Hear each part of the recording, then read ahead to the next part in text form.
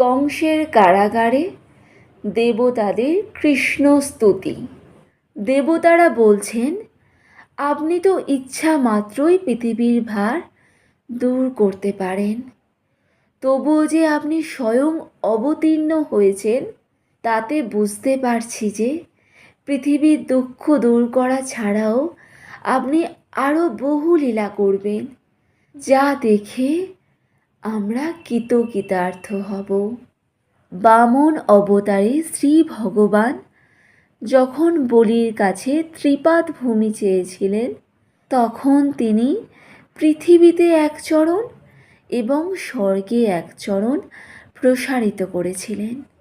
শ্রী ভগবানের প্রসারিত চরণ স্বর্গ অতিক্রম করে মহ জন তপ এবং সত্যলোক পর্যন্ত বিস্তৃত হয়েছিল।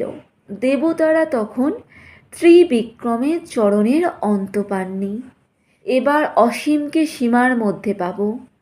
ত্রিবিক্রমের লীলার সময় দেবতারা তাঁর চরণের একটা অংশমাত্রই দেখেছিলেন। এবার কৃষ্ণ লীলায় তাঁরা ভগবানের সমগ্র চরণই দর্শন করে কৃতার্থ হবেন। দেবতারা বলছেন, হে পরমেশ্বর, আপনি যে আমাদের প্রার্থনায় তুষ্ট হয়ে আমাদের মঙ্গলের জন্য জন্মগ্রহণ করেছেন, এই যদি আমরা ভাবি তবে তা হবে আমাদের অভিমানের কথা। কারণ আপনি জন্মরহিত, কেবলমাত্র লীলা বিলাসের জন্যই আপনি জন্মরহিত হয়েও জন্ম পরিগ্রহ করেন। এই লীলা বিলাস ছাড়া আপনার জন্মের আর কোনো কারণই থাকতে পারে না। জগতের সৃষ্টি স্থিতি প্রলয়ের জন্য যে আপনি জন্ম পরিগ্রহ করেন তাও বলা যায় না, কারণ আপনার মায়াশক্তির দ্বারা চালিত হয়ে ব্রহ্মা বিষ্ণু মহেশ্বর এই সব কাজ করে যাচ্ছেন।